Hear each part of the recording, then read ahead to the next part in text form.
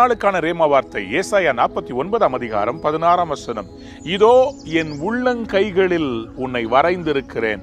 அன்பான தேவனுடைய பிள்ளைகளே, ஆண்டவர் உங்களையும் என்னையும் தமது உள்ளங்கையிலே வரைந்திருக்கிறாராம். நம்ம எல்லாருக்குமே கையில ரேகை இருக்குது இல்லையா?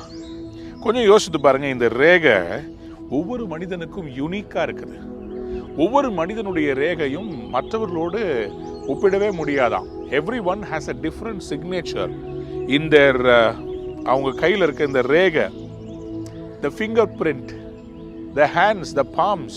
அன்பார்ந்தவருடைய பிள்ளைகளை, ஆண்டவருடைய வேதம் சொல்கிறது என் உள்ளங்கையில் அப்படின்னா இந்த சென்டர்ல விரல் நுனியில. நம்மகிட்ட பயோமெட்ரிக் எடுக்கும்போது நம்முடைய விரல் நுனிகளை தான் யூஸ் பண்ணுவாங்களே தவிர நம்முடைய உள்ளங்கையை யூஸ் பண்ண மாட்டாங்க. உள்ளங்கை ரொம்ப பாதுகாக்கப்பட்ட இடம். உள்ளங்கையில நம்ம யாரையும் தொட விட மாட்டோம். உள்ளங்கையில யாரையும் நம்ம சேர்க்க விட மாட்டோம். உள்ளங்கையில ரொம்ப ஹார்டான பகுதியோ ஒரு கூர்மையான காரியமோ அல்லது சூடான காரியத்தையோ உள்ளங்கையில வைக்க மாட்டோம். ரொம்ப சென்சிட்டிவான பார்ட்.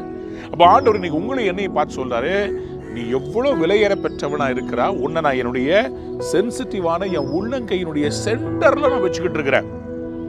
சென்டர்ல உங்களை வச்சுட்டு சொல்றாரு, உங்களை சுத்தி இருக்கிற மதில்கள் எல்லாம் எனக்கு தெரியும்ன்றாரு. அப்படின்னா என்ன அர்த்தம்னா, நான் எல்லாத்தையும் என் கண்ட்ரோலுக்குள்ள வச்சிருக்கிறேன். உன் வாழ்க்கைய என் கைக்குள்ள வச்சிருக்கிறேன். நீ கவலைப்படாத, உன் பிரச்சனைகளை நான் பாத்துக்கிறேன்னு சொல்றாரு. இன்றைக்கு உன்னுடைய பிரச்சனைகள் எனக்கு முன்பாக இருக்குது, உன்னை என் உள்ளங்கையில வச்சிருக்கிறேன்னு கடவுள் சொல்றாருங்க.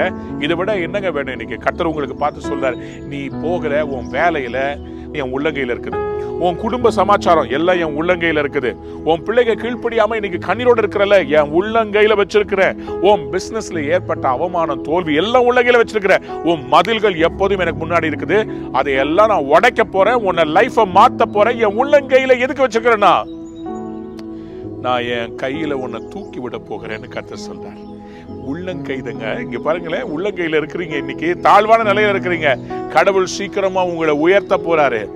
நீ ஏற்ற காலத்தில் உயர்த்தும்படி அவருடைய பலத்த கரத்துக்குள்ள அடங்கிருங்கன்னு சொன்னார்ல, அவருடைய கைக்குள்ள இருக்கிறீங்க. கடவுள் உங்களை தூக்கி விட போறாருங்க. அவருடைய உள்ளங்கை உங்களை தூக்கி விடும், உங்களை ஆசீர்வாதமாக்கும். நீங்க நன்றா இருப்பீர்கள். God bless you. Have a wonderful day. Amen.